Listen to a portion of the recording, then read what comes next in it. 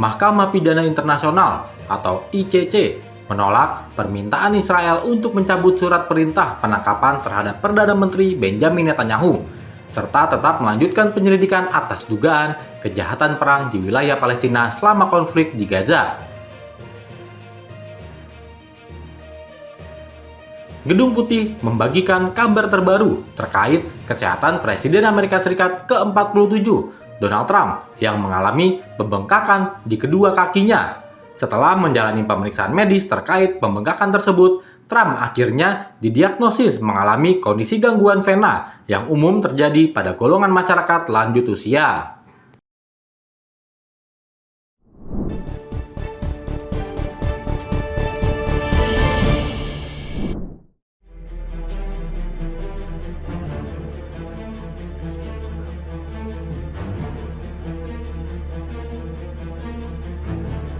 اینه که یک ملت، یک کشور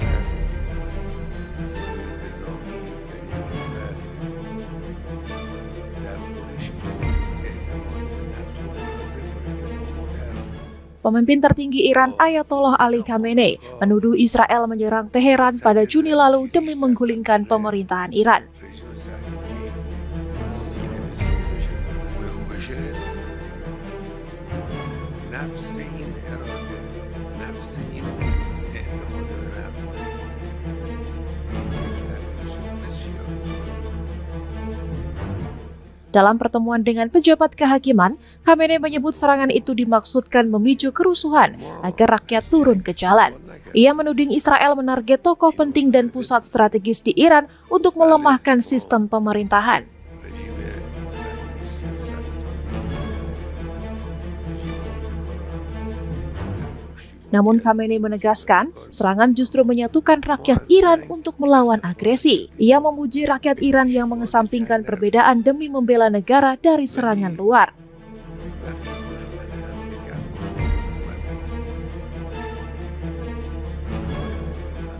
Menurutnya, keberanian rakyat Iran menghadapi kekuatan besar seperti Amerika Serikat dan Israel sangat bernilai.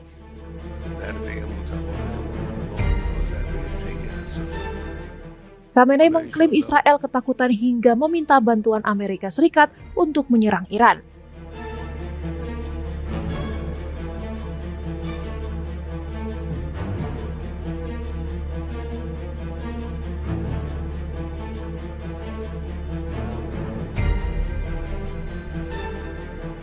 Serangan Israel ke Iran terjadi 2 hari sebelum negosiasi nuklir antara Iran dan Amerika Serikat dijadwalkan dimulai.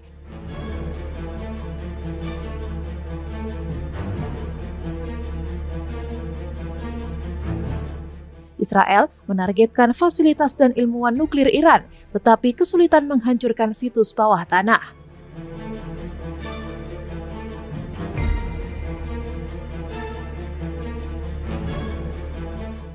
Iran membalas serangan dengan menggempur pangkalan militer Amerika Serikat di Qatar dan bersumpah akan membalas lebih keras jika diserang lagi.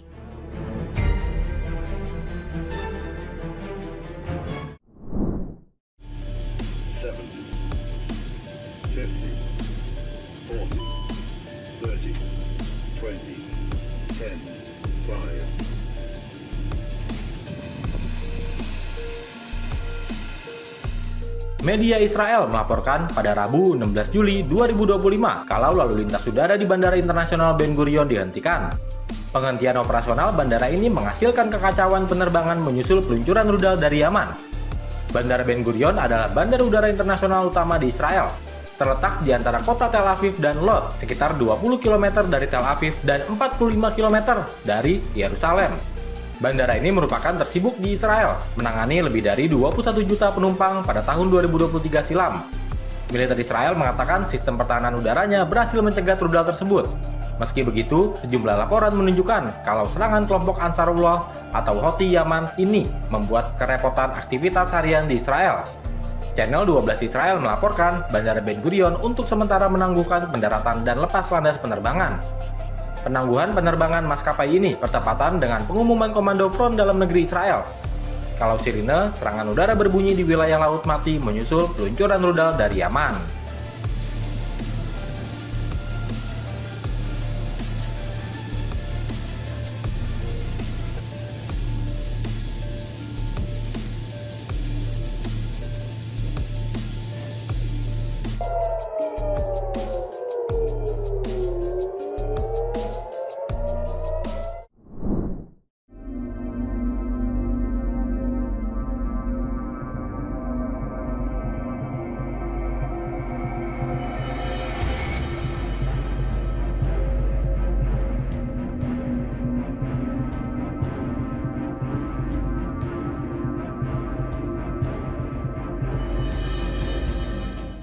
Pemerintah Israel menyampaikan permintaan maaf usai militer mereka membom satu-satunya gereja Katolik di jalur Gaza, Palestina pada Kamis 7 Juli.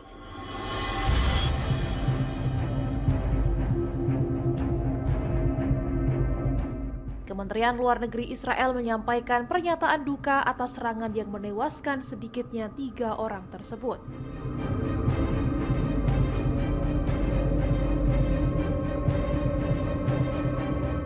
Dalam keterangannya, Israel mengklaim tidak pernah menargetkan situs keagamaan seperti gereja.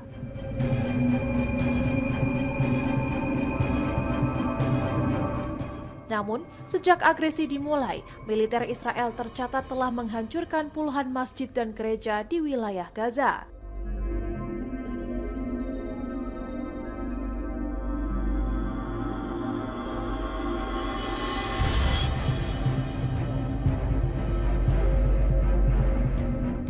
Laporan PBB bulan lalu menyebutkan bahwa Israel melakukan kejahatan terhadap kemanusiaan dengan menyerang warga Palestina yang berlindung di tempat ibadah dan sekolah.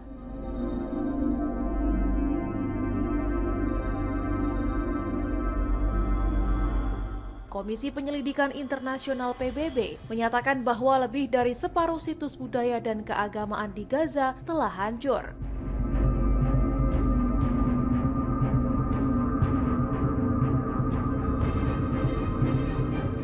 Selain itu, lebih dari 90% bangunan sekolah dan universitas di Gaza juga dilaporkan rusak berat.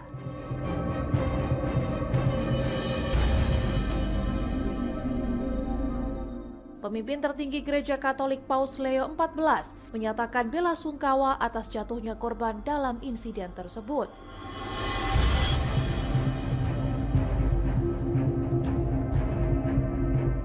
Paus juga menyampaikan doa bagi para korban luka dan mendoakan perdamaian di tengah konflik yang masih berlangsung.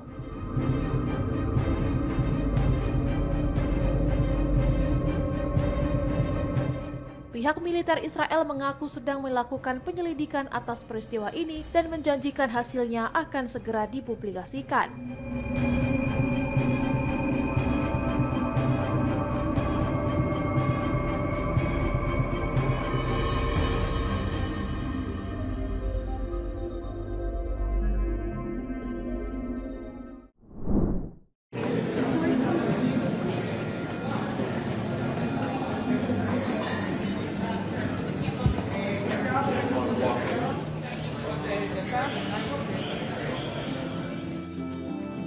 Mahkamah Pidana Internasional atau ICC menolak permintaan Israel untuk mencabut surat perintah penangkapan terhadap Perdana Menteri Benjamin Netanyahu. Dalam putusan yang diunggah melalui situs resminya, ICC juga menolak permintaan Israel untuk menghentikan penyelidikan atas dugaan kejahatan perang oleh pasukan Israel di wilayah Palestina selama konflik di Gaza. Surat perintah penangkapan terhadap Netanyahu, mantan Menteri Pertahanan Yoav Gallant, dan tokoh Hamas Ibrahim Al-Masri diterbitkan pada 21 November 2024. Ketiganya diduga terlibat dalam kejahatan perang dan kejahatan terhadap kemanusiaan. Namun, pada Februari 2025, ICC mencabut surat perintah untuk Al-Masri setelah menerima laporan bahwa ia telah meninggal dunia. Pemerintah Israel menolak yurisdiksi ICC dan membantah melakukan pelanggaran hukum internasional. Israel juga mengajukan keberatan atas surat penangkapan dengan mengacu pada putusan Majelis Banding ICC yang sebelumnya memerintahkan peninjauan ulang. Namun, Hakim ICC menyatakan bahwa argumen Israel tidak berdasar dan menegaskan bahwa surat perintah tetap berlaku hingga keputusan akhir tentang yurisdiksi dikeluarkan. Sebagai respon terhadap keputusan ICC, Amerika Serikat menjatuhkan sanksi terhadap 4 hakim pengadilan tersebut. 2 diantaranya terlibat langsung dalam putusan yang menolak pencabutan surat penangkapan terhadap Netanyahu. Langkah ini mencerminkan dukungan berkelanjutan Amerika Serikat terhadap Israel di tengah meningkatnya ketegangan hukum dan politik di arena internasional.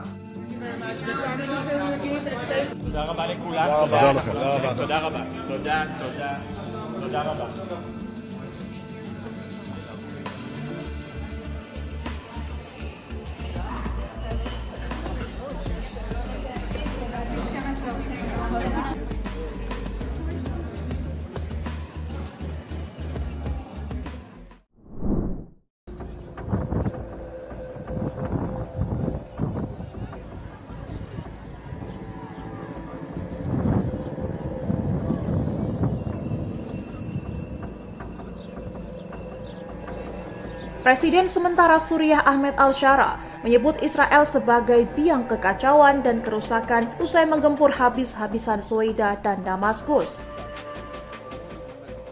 Dalam pidato perdananya usai serangan itu, Shara mengecam aksi militer Israel yang terjadi di tengah konflik internal antara suku Druze dan Arab Badui di Suwaida. Ia memperingatkan keras agar komunitas Druze di Suriah tidak terlibat dengan pihak asing dan memperkeruh situasi yang sudah genting. Shara menilai alasan Israel menyerang, yakni untuk melindungi Druze, hanyalah dalih politik yang membahayakan kedaulatan Suriah. Ia menegaskan bahwa rakyat Suriah tidak takut terhadap perang dan akan terus mempertahankan negaranya dari berbagai ancaman eksternal.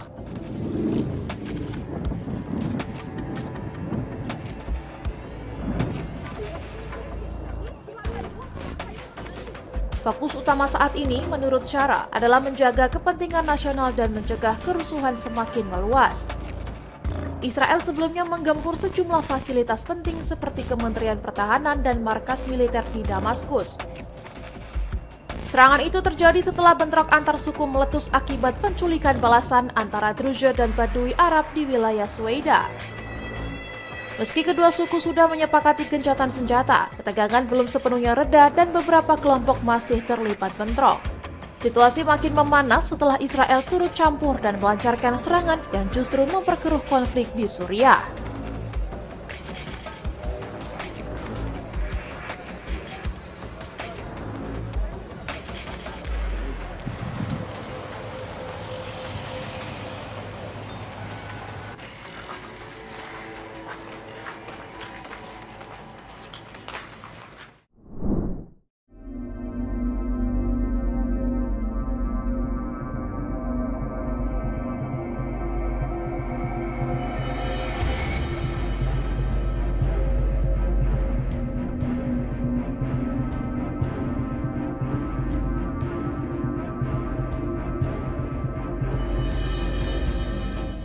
Israel melancarkan serangan udara yang mengenai satu-satunya gereja Katolik di jalur Gaza, Gereja Keluarga Kudus, pada Kamis 17 Juli menewaskan 2 perempuan dan melukai 6 orang.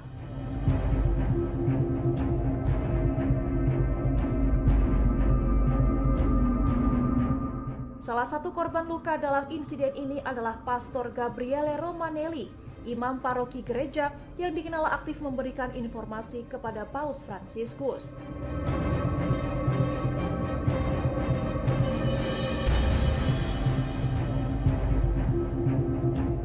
Gereja tersebut selama ini menjadi tempat perlindungan bagi warga sipil di tengah serangan yang terus berlangsung dari pihak Israel.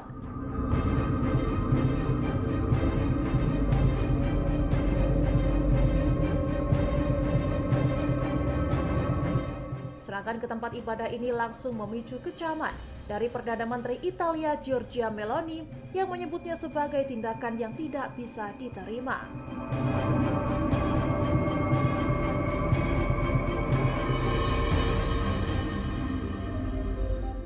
Pernyataan keras dari Meloni dinilai sebagai kritik paling tajam yang pernah dilontarkan pemerintah Italia terhadap operasi militer Israel di Gaza.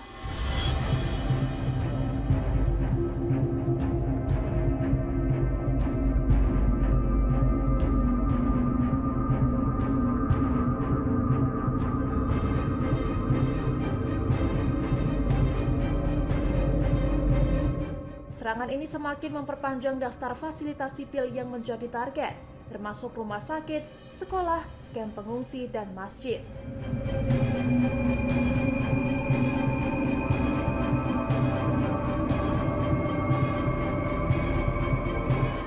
Kecaman Meloni disebut sebagai sinyal perubahan sikap Italia yang sebelumnya cenderung berhati-hati dalam menyikapi konflik Israel-Palestina.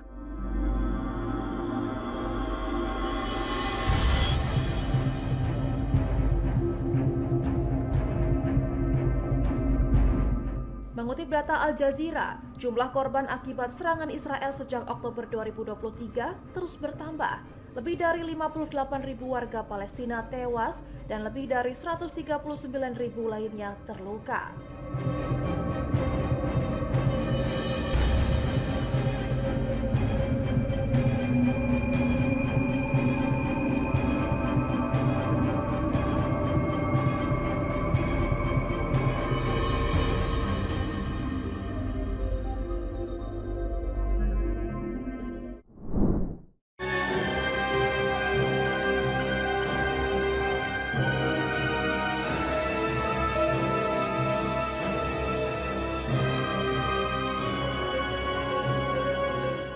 Israel telah membombardir markas militer dan kompleks kepresidenan Suriah di Damaskus.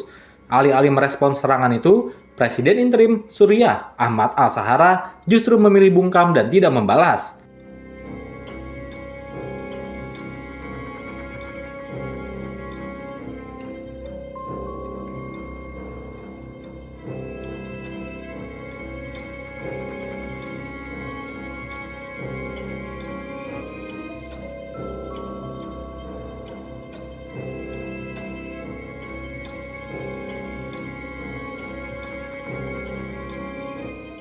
Ahmad al-Shara menyatakan dirinya lebih memilih membereskan persoalan dalam negeri Suriah yang tengah terpecah karena konflik kelompok Druze versus Baduy. Ahmad al-Shara, Presiden Suriah saat ini, naik ke tampuk kekuasaan pada Januari 2025 setelah menggulingkan pemerintahan Bashar al-Assad dalam sebuah ofensif militer. Ia sebelumnya dikenal sebagai Abu Muhammad al-Julani, pemimpin kelompok militan Hayat Tahrir al-Sham atau HTS.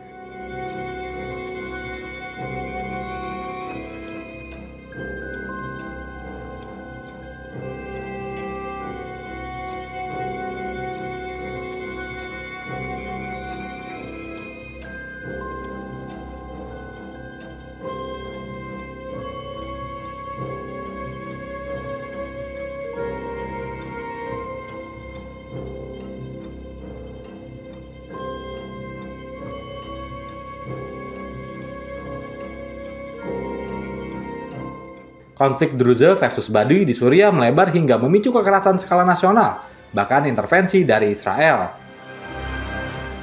Konflik antara komunitas minoritas Druze dan kelompok bersenjata dari suku Baduy di Provinsi Suwaida, Suriah Selatan. Bentrok tersebut menewaskan sedikitnya 18 tentara Suriah dan mendorong Israel melancarkan serangan udara sebagai bentuk intervensi militer.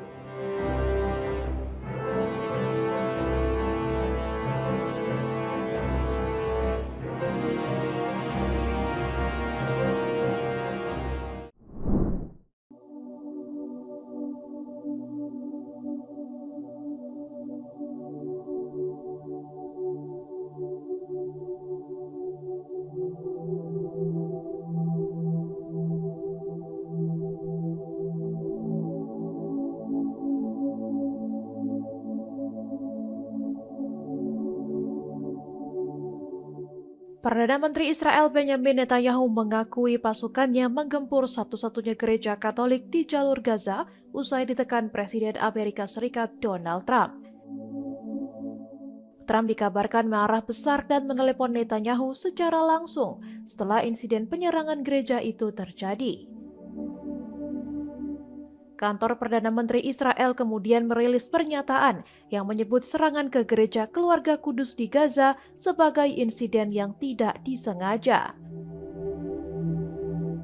Dalam pernyataan itu, Presiden menyampaikan penyesalan mendalam atas amunisi nyasar yang mengenai bangunan gereja.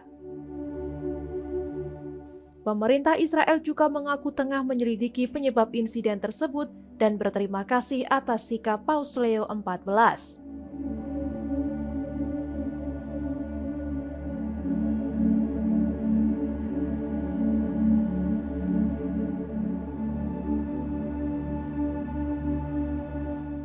Paus Leo menyatakan kesedihan yang mendalam atas jatuhnya korban jiwa dan luka serta menyerukan dialog damai dan gencatan senjata.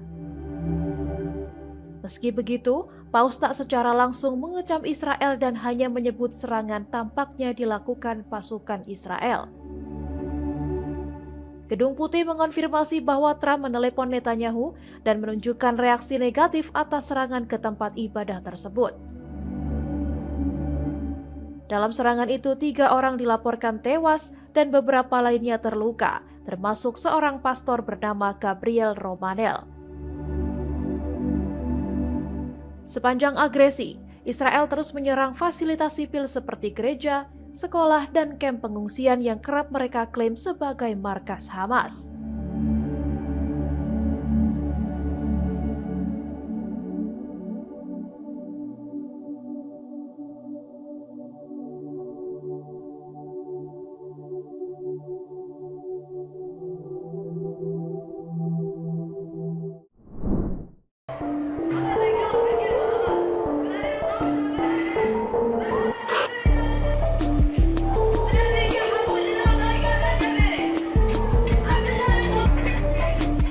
Kerumunan warga Kurdi Suriah termasuk perempuan dan anak-anak turun ke jalan di Qamisli pada Kamis 17 Juli 2025. Sebagai bentuk solidaritas terhadap rakyat Sweida, tempat bentrokan mematikan terjadi dalam beberapa hari terakhir.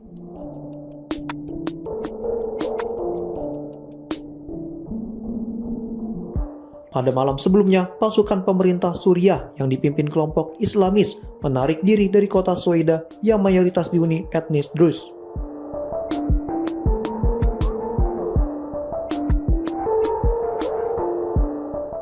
Konflik antara pejuang Druze, pasukan pemerintah, dan suku Baduy telah menewaskan puluhan orang.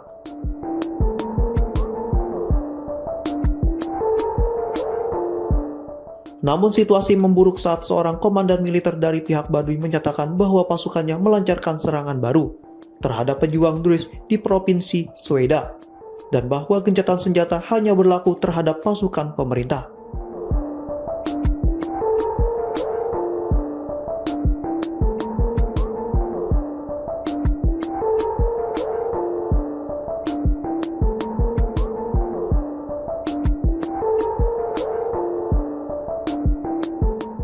Suku Baduy, kelompok petani Muslim Sunni yang kerap bersitegang dengan etnis Druze, berusaha membebaskan rekan-rekan mereka yang ditahan.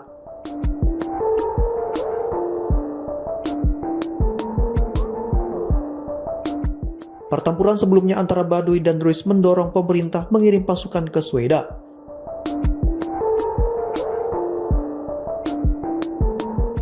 Namun alih-alih mereda, kekerasan meningkat hingga akhirnya disepakati gencatan senjata.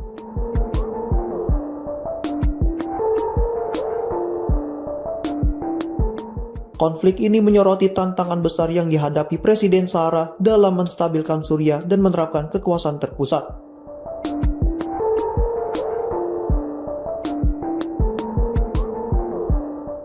Meskipun hubungannya dengan Amerika Serikat menghangat dan kontak keamanan dengan Israel semakin berkembang.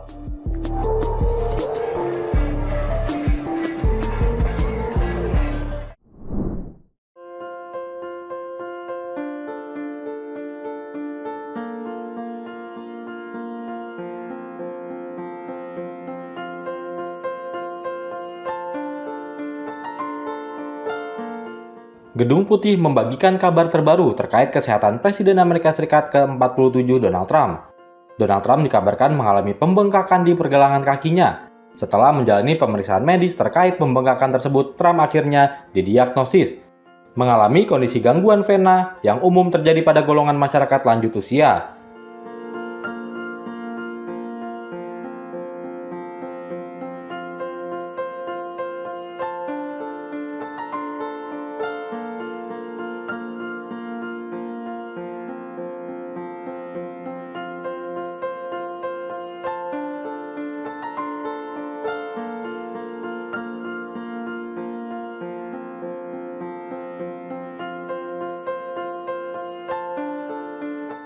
Dikutip dari Reuters, kabar tersebut diumumkan melalui pernyataan terbaru Gedung Putih di konferensi pers pada Kamis waktu setempat 17 Juli 2025. Dalam jumpa pers tersebut, Sekretaris Gedung Putih, Karoline Leavitt, menyampaikan temuan dokter kepresidenan terkait kondisi kesehatan terbaru Trump.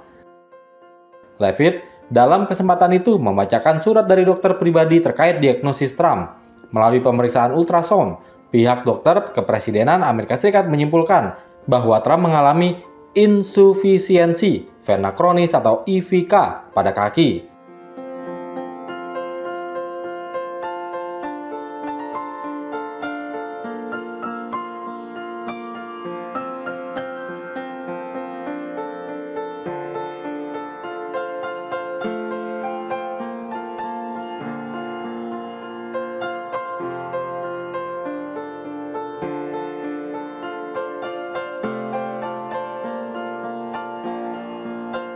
Leavitt menegaskan tidak ditemukan bukti kondisi lebih serius seperti trombosis vena dalam atau penyakit arteri. Pemeriksaan tambahan juga tidak menunjukkan gejala gagal jantung, gangguan ginjal, atau penyakit sistemik lainnya.